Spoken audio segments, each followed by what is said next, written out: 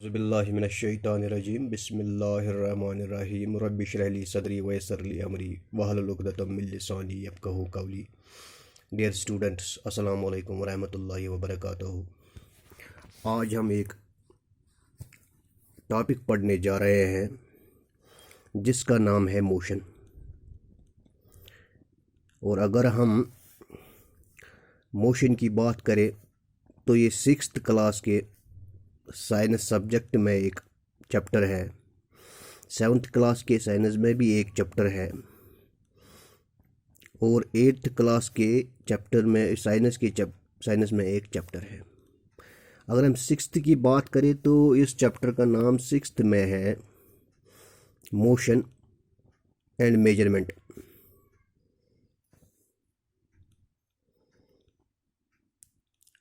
और अगर हम 7th की बात करें तो ये सीधे वहाँ पे मोशन दिया हुआ है। और 8th की बात करें तो वहाँ पे लिखा हुआ है मोशन एंड फोर्स। इस तरह से ये तीनों क्लासों के लिए ज़रूरी है, 6th के लिए भी, 7th के लिए भी और 8th के लिए भी।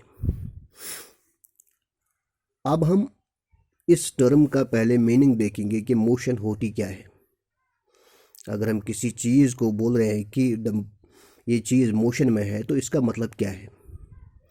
अगर हम एक बॉडी को लेंगे, बॉडी मतलब हम किसी भी चीज़ को लेंगे, बॉडी मतलब हम एनीथिंग, कोई भी चीज़ लेंगे हम, और अगर ये चीज़ अपनी जगह चेंज करती है, सपोज ये एक बॉडी है ए, ये बॉडी अपनी जगह चेंज करती है, ये अभी यहाँ पे थी, अब ये यहाँ पे है, अब यहाँ पे होगी, फिर यहाँ पे होगी, मतलब ये बॉडी चेंज करती है अपनी जगह विद रेस्पेक्ट टू सराउंडिंग्स, अपने इर्द गिर्द के माहौल में। सराउंडिंग्स अगर हम ब्रॉड मीनिंग देखेंगे तो इसका मतलब है पूरा दुनिया, कि ये बॉडी जो चीज़ अपनी जगह चेंज करती है अपने इर्द गिर्द के माहौल में, अपने इर्द गिर्द में, तो इस चीज़ को हम मोशन के नाम से जानते हैं। मतलब a body is said to be in motion, said to be in motion if it changes its position with respect to its surroundings।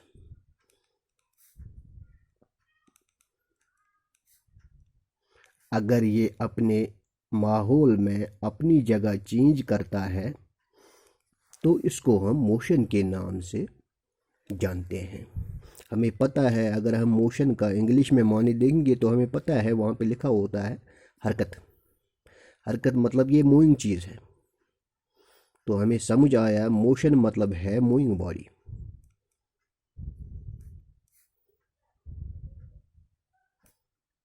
For example, a moving बस, a moving car,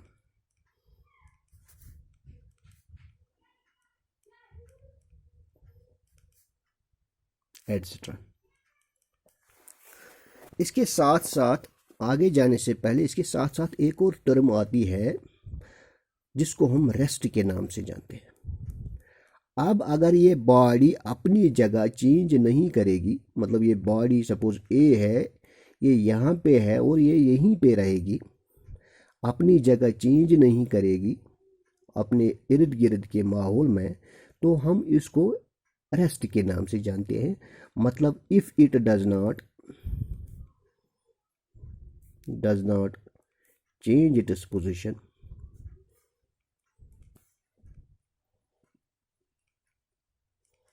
position with respect to its surroundings, तो हम बोलेंगे ये जो body है ये rest में है। अब हमें देखना है कि ये जो मोशन है, ये जो मोमेंट है, ये मोशन, इसके बहुत सारे टाइप्स हैं, many types of motion. Motion के बहुत सारे टाइप्स हैं, लेकिन हमारी एलिमेंट्री लेवल में कितने टाइप्स दिए हुए हैं वो ब्रॉडली 4 किस्म के हैं। Broadly motion has 4 types.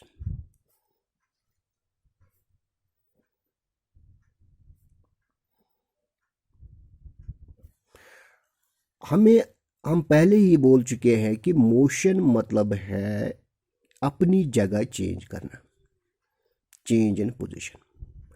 अब हम देख लेंगे कि ये चेंज इन पोजीशन होगी कैसी।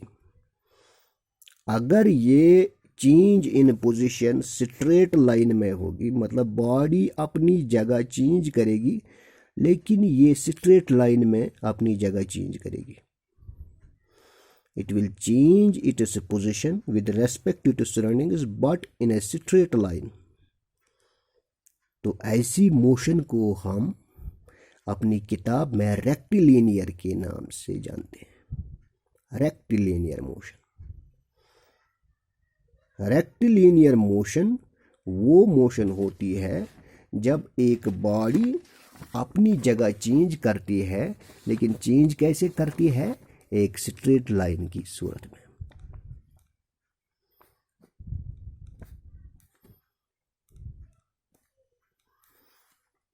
इसी तरह अगर ये बॉडी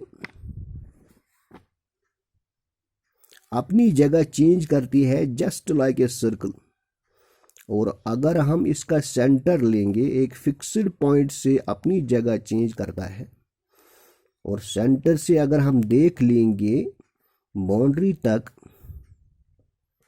तो ये हर तरफ इक्वल डिस्टेंस कवर करती है। A body moves in a circular fashion but from a fixed point. अगर ऐसी कोई मोशन हो in a circular fashion from a fixed point, तो ऐसी मोशन को हम सर्कुलर मोशन के नाम से जानते हैं।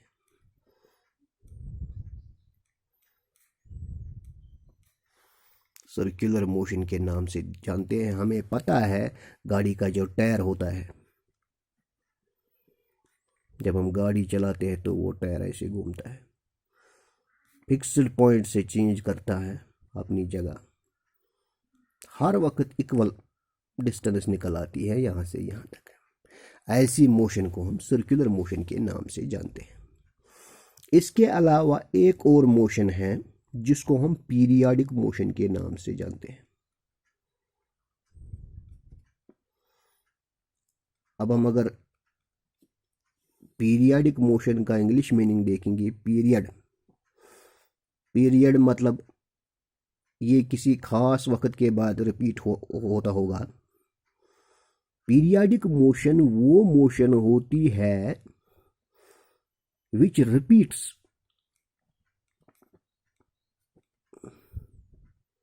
repeats itself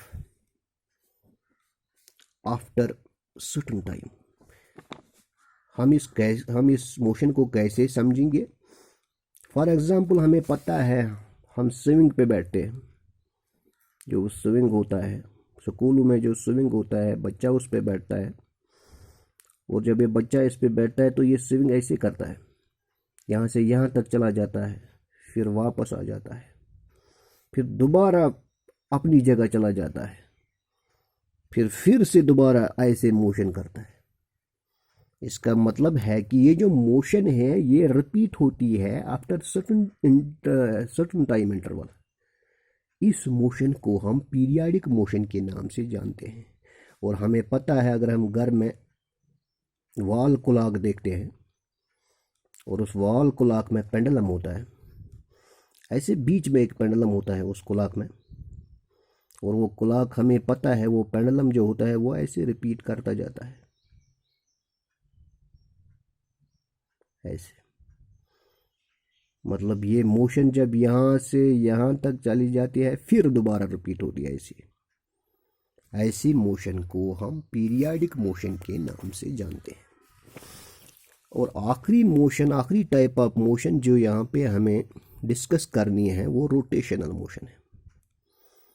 अब रोटेशनल मोशन क्या है? हमें पता है रोटेशन मतलब अपने इर्द गिर्द घूमना, और रोटेशनल मोशन शायद यही मोशन होगी कि जो चीज़ अपने इर्द गिर्द घूम रही हो तो उसको हम रोटेशनल मोशन के नाम से जानते हैं।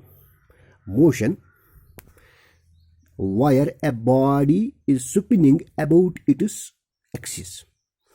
हमें पता है वो एक लट्टू होता है। सपोज ये एक लट्टू है और इसको जब हम घुमाते हैं ऊपर से तो ये घूम जाता है फिर, और ये घूम जाता है अपनी इस एक्सिस पे। ऐसी मोशन को हम रोटेशनल मोशन के नाम से जानते हैं।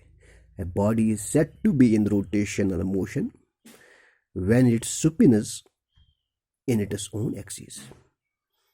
और इसकी सबसे बहुत बड़ी मिसाल हमें पता है मोशन ऑफ अर्थ।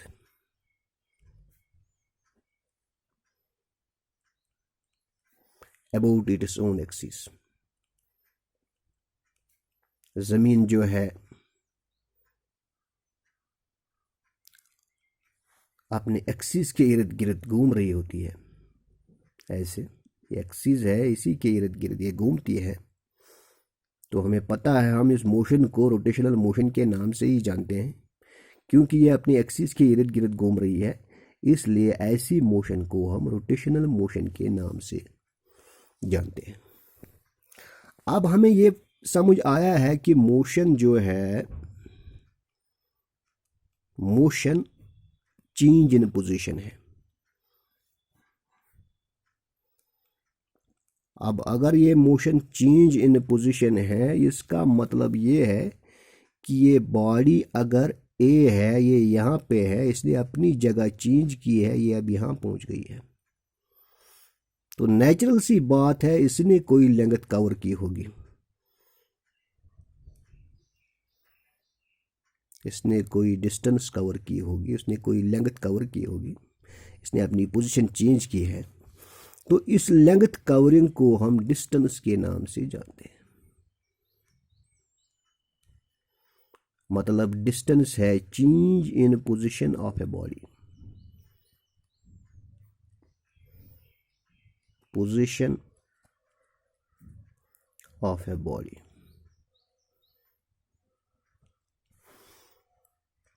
अब ये बॉडी अपनी जगह चेंज करती है। अब ये बॉडी अपनी जगह चेंज तो करती है, लेकिन इस बॉडी का हम ये नहीं देखते हैं कि इसने कहाँ से कहाँ तक अपनी जगह चेंज की। मतलब ये यहाँ थी, अब ये यहाँ पहुँच गई है, यानी इसका इनिशियल पॉइंट ये था, अब ये इसका फाइनल पॉइंट बन गया है। हम इस डिस्टेंस में इनिशियल और फाइनल पॉइंट को कंसिडर नहीं करते हैं। हम सिर्फ ये देखते हैं कि इस बॉडी ने कितनी लेंथ कवर की है।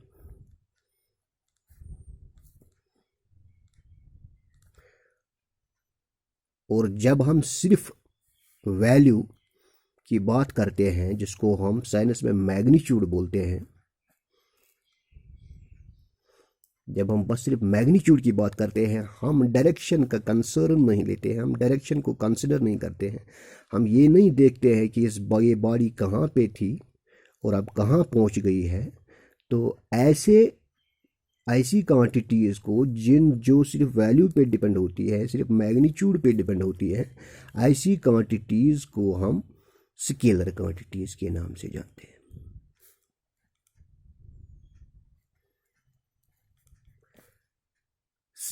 That means स्केलर क्वांटिटी वो क्वांटिटी होती है which has only magnitude, only magnitude। इसका मतलब है जो ये डिस्टेंस है, डिस्टेंस एक स्केलर क्वांटिटी है। Distance is a scalar quantity.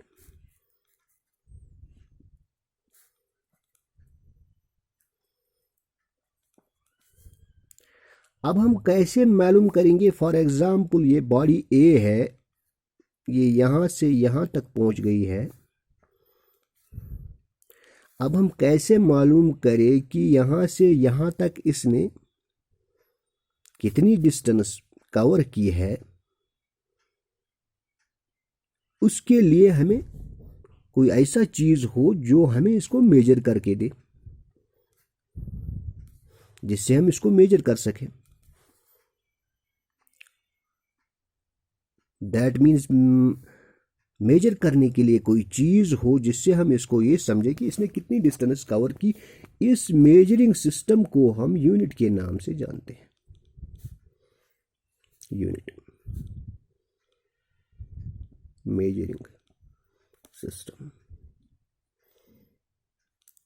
और एसआई सिस्टम इंटरनेशनल यूनिट्स के हिसाब से डिस्टेंस हम मीटर से नापते हैं, यानी डिस्टेंस का एसआई यूनिट मीटर है। हम डिस्टेंस को किलोमीटर से भी नाप सकते हैं, सेंटीमीटर से भी नाप सकते हैं, लेकिन एसआई सिस्टम इंटरनेशनल में, इंटरनेशनल सिस्टम ऑफ यूनिट्स में हम डिस्टेंस को मीटर से नापते हैं। ऐसी एक और क्वांटिटी है डिस्प्लेसमेंट। डिस्प्लेसमेंट समझने के लिए ज़रूरी है कि हमें इसको डिस्टेंस से कंपेयर करना है, तभी हमें डिस्प्लेसमेंट समझ आ सकती है। Displacement versus distance. हमने अभी बोला कि डिस्टेंस जो है ये चेंज इन पोजीशन है,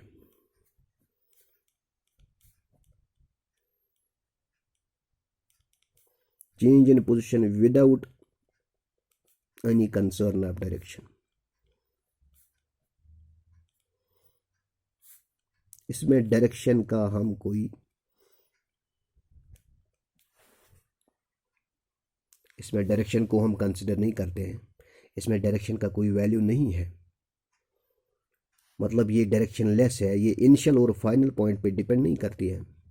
ये बॉडी कहाँ थी और कहाँ चली गई हमें उससे कुछ भी नहीं है,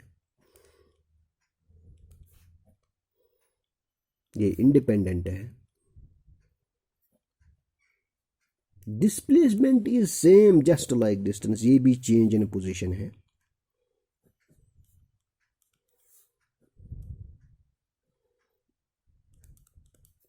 लेकिन इस और इसमें क्या फर्क है? Change in position with respect to a direction, particular direction. यहां पे हम डायरेक्शन का सहारा लेते हैं, यहां पे हम ये जरूर देख लेते हैं कि इस बॉडी का इनिशियल और फाइनल पॉइंट कहां पे है।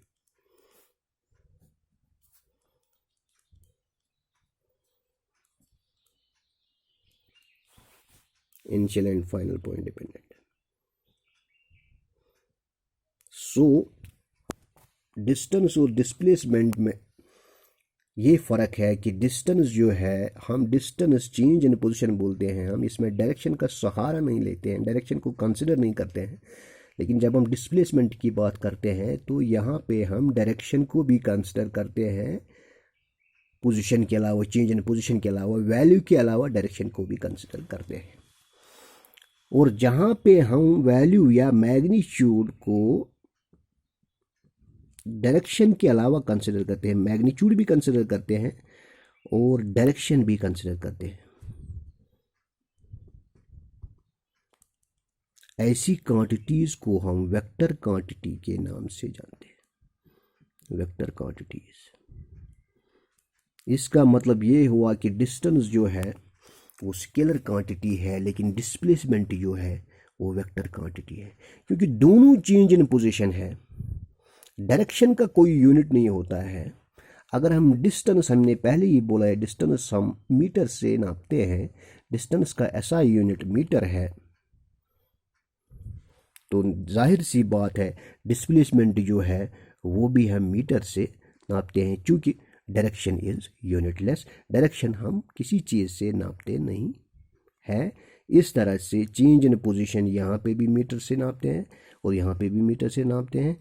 फ़र्क सिर्फ इतनी है कि डिस्टेंस जो है वो डायरेक्शन इंडिपेंडेंट है, लेकिन जब हम डिस्प्लेसमेंट की बात करते हैं तो इसमें हम डायरेक्शन को कंसिडर करते हैं।